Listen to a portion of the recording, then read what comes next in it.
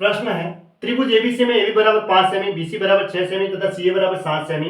कोण एबीसी का समद्विभाजक BC CA तथा एबी को क्रमशः डी एफ पर काटता है तो अंतः केंद्र आई है, तो ए की लंबाई क्या है। देखो ये एक त्रिभुज है एबीसी, एबीसी। अब देखो एबी तो है 5 सेमी, बीसी है वो 6 सेमी है, सीए है वो 7 सेमी है, एसी है ना। अब कोण एक और कोण ए का तो समद्विभाजक मतलब आधा आधा किया और ये आधा आधा करके यहाँ पे ये मिलता रहा और ये कहाँ मिला, बीसी को क्रमशः कहा है तो ये डी बिंदु पर। फिर कोण बी का समद्विभाजक आधा आधा ऐसे, ठीक है, सीए को क्रमशः ई बिंदु पर, और यहाँ से जो कोण ए का सी का आधा आधा जा रहा है वो एफ पर काटता है, ऐसा इसने कहा है, ठीक है। कोण का शब्द का समद्विभाजक है तो ये बीच में क्या होता है, अंतः केंद्र आई होता है, ठीक है।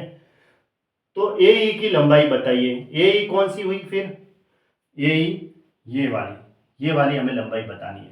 जब इस कोण का समद्विभाजक यहाँ जा रहा है तो इसका और इसका जो अनुपात होगा वो इसकी भुजाओं के अनुपात के बराबर होगा। तो अगर ये 6 है और ये 5 है तो इसका जो अनुपात होगा क्या होगा, यानी कि हम लिख सकते हैं कि इसी और ए का जो अनुपात होगा वो 6:5 होगा, क्योंकि इस कोण का आधा आधा सामने वाली भुजा में मिल रहा है तो ये 6 होगा तो ये 5 होगा, इस तरह के अनुपात में होगा। अब अनुपात को हटाने के लिए x से गुणा करेंगे तो 6x और 5x हो गया, यानी कि 11x बराबर 7 दे रखा है तो x बराबर 7/11, क्योंकि ये पूरी भुजा 7 दे रखी है जो कि 6x और 5x का योग किया तो कितना है 11x तो x बराबर 7/11। अब हमें चाहिए यही, तो यही कितनी है वो 5x है, 5 गुणा 7/11 यानी कि 35/11, ये हमारा आंसर हो गया 35/11। तो कौन सा ऑप्शन सही हुआ, फिर ऑप्शन डी सही है। अब है सी आई व आई एफ का मान क्या है। अब जैसे वही ट्राइंगल की बात बताई है और यहां पे लिख देते हैं भुजाएं प्रश्न 1 से, है ना, के अनुसार, ठीक है। बस प्रश्न रूल्स यही अप्लाई करना है, लेकिन सी आई और आई एफ का अनुपात बताना है। जैसे एबीसी लिया हमने, ये ट्राइंगल है, अब इसकी वैल्यू दे रखी थी एबी की कितनी थी 5 और एसी की 7 थी और बीसी की 6।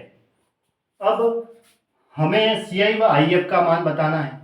तो जैसे इस कोण का समद्विभाजक यानी आधा आधा करके ये यहाँ मिला तो यहाँ बीच में अंतः केंद्र था आई। अब वैसे तो सबका यूं मिल रहा है ना, इसका भी यहाँ आधा जा रहा है, मैंने एक का ही लिखा क्योंकि हमें सी आई व आई एफ का ही मान बताना है, तो अंतः केंद्र यहाँ बीच में होगा। तो सी आई और आई एफ का जो अनुपात होगा वो किसके बराबर होगा, मैंने बताया था। तो सी आई और आई एफ का जो अनुपात होगा, इस सी से स्टार्ट हो रहे हैं तो इसकी एक तो ये भुजा और एक ये भुजा का योग यानी कि 7 + 6, और सामने वाली जो भुजा होगी वो इसके बटे में लिखी जाएगी ऐसे।